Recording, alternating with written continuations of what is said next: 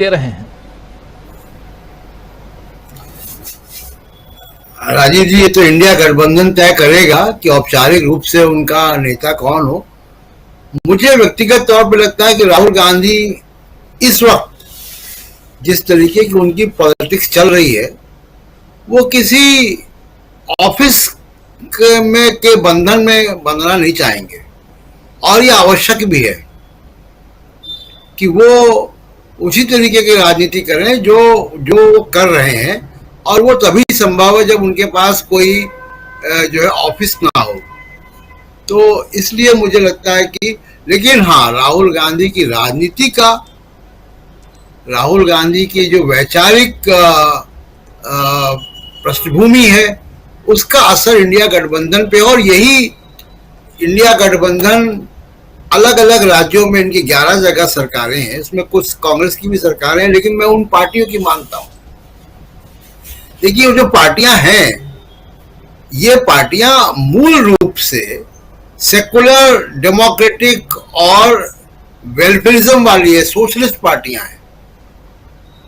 और मोदी जी जब से आए, उन्होंने वेलफेयरिज्म का मजाक उड़ाया है, और ये बड़े जाल में खुद फंस गए, गैस के दाम कम करके।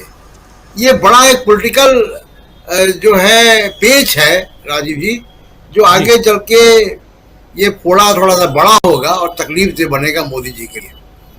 याद कीजिए कि इन्होंने रेवड़ी शब्द का इजाद किया, और भारत के तमाम गरीब लोगों को, तमाम वंचित समाज के लोगों को, जिनको सब्सिडी चाहिए, सब्सिडी उनका अधिकार है,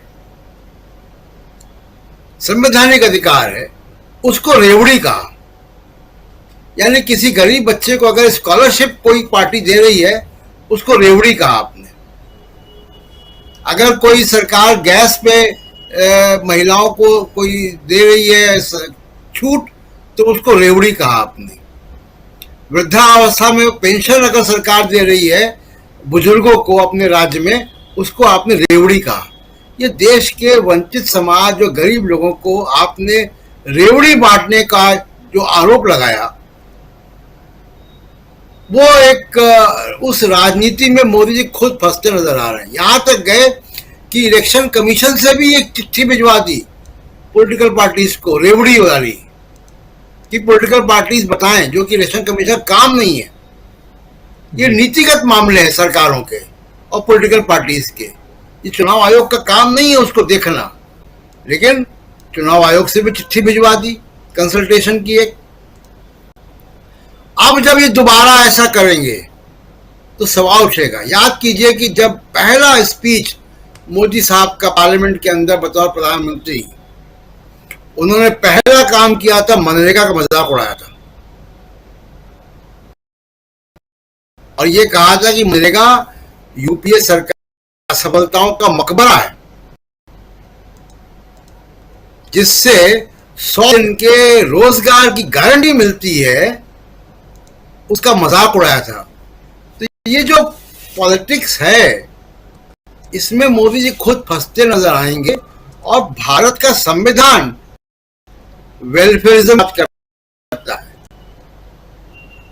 कैसे हो सकता है इस देश में जब इतनी असमानता है कि मुश्किल 4%, 5% लोगों के पास देश की आधी संपत्ति के बराबर संपत्ति है, और इस असमानता में अगर सरकार किसी को हाथ लगाए, सहारा दे, आप उसको कहें कि रेवड़ी। बिल्कुल। तो ये मोदी जी को राजनीति महंगी पड़ेगी। दूसरा देखिए, आरएसएस का बहुत दबाव है मोदी जी के ऊपर, और वो दबाव है कि आप गठबंधन बनाओ, और गठबंधन इनसे बन नहीं रहा है। जिस गठबंधन की अभी आप चर्चा करें, उसमें 24 पार्टियां, 38 में से 24 पार्टियां तो चुनाव में ही नहीं है। बिल्कुल। तो गठबंधन का दबाव आरएसएस की तरफ से है, और उसको मोदी जी नहीं कर पा रहे हैं। और अगर वो नहीं कर पाएंगे तो आप देखिए कि जैसे जैसे समय बीतेगा, इसमें बहुत सारी बातें होने लगेंगी। यही वो मीडिया जो कि अभी पवार साहब के ऊपर सवाल उठाता है, उसका उनको जवाब मिल गया, और हमेशा मिलेगा। हम लोग कई बार ये बात कर चुके हैं। वो मीडिया अब गडकरी जी की बातें करने लगा है, तो कहीं से उनके पास, देखिए इस मीडिया के पास अपना कुछ नहीं है। ये जो नफरत फैलाने वाला मीडिया है, इसके पास कहीं से आता है। ये पोस्टमैन है, इधर की डाक आती है और डिलीवर करते हैं। उनको कहीं से आया है कि नितिन गडकरी का भी नाम चलाओ। देखा होगा कि योगी आदित्यनाथ भी बड़े उतावले हैं अपनी छवि को सुधारने के लिए, तो इनके यहाँ भी कैंप में भी कुछ कुछ भगदड़ कहीं ना कहीं है, और जिसका हमको जो है आगे आने वाले वक्त में और ज्यादा परेशानी या इस तरीके के फैसले दिखाई देंगे। और चीन के मामले पे एक आखिरी बात मैं कह दूं कि ठीक है, भारत सरकार ने एक आधिकारिक बयान के तौर पे कहा है अरुणाचल प्रदेश के नक्शे पर कि एब्सर्ड है। ये सामान्य प्रतिक्रिया है। जो चीन ने किया वो सही नहीं है, उसकी प्रतिक्रिया थोड़ी ज्यादा होनी चाहिए। इसलिए मैंने कहा कि उनको कैसे आप वेलकम करेंगे, और शशि थरूर ने बहुत अच्छा सुझाव दिया है। चीन अरुणाचल प्रदेश के लोगों को स्टेपल्ड वीजा देता है। स्टेपल्ड वीजा क्या का मतलब ये हुआ कि चीन अरुणाचल प्रदेश के लोगों को अपना नागरिक मानता है, इसलिए उनको वीजा की मोहर न लगा, तो स्टेपल्ड वीजा देता है अलग से कागज में।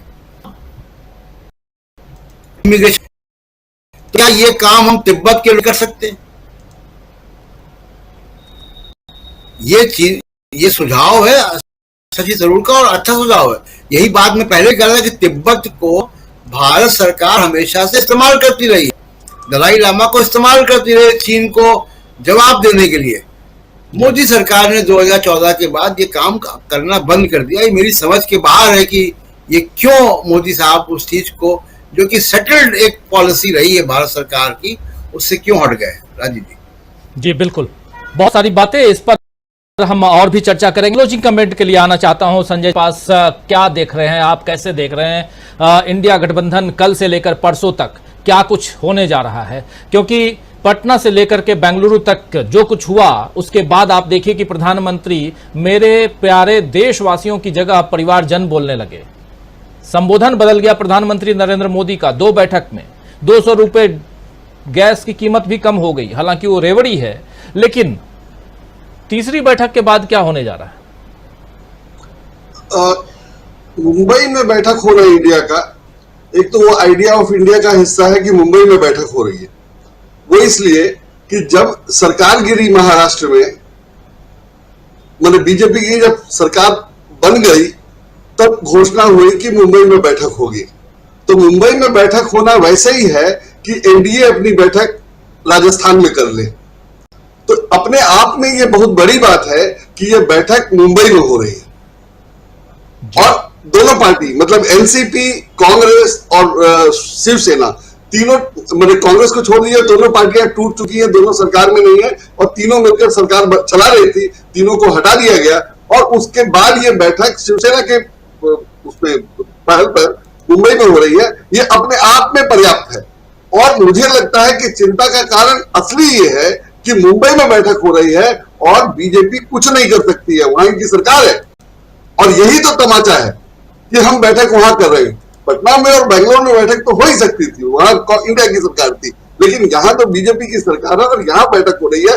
ये अपने आप में महत्वपूर्ण है। और उसके पहले 200 रुपए सिलेंडर का दाम कम किया जाना, ये सब बताता है कि हताशा क्यों और कैसे कितनी। जहां तक मोदी जी की बात है, मैं इनको शुरू से लंबी रेस का घोड़ा नहीं मानता था। मुझे लगा कि 2014 ये जीत गए किसी तरह तो 5 साल में हार जाएंगे, और 2019 में मुझे लगता है कि वैसी स्थिति पुलवामा के कारण जीत गए, वो अलग बात है। लंबी रेस का घोड़ा वो इसलिए नहीं है, वो 5 साल से ज्यादा के लिए थे ही नहीं, क्योंकि वो जैसे गुजरात चला रहे थे, जैसे भारत में काम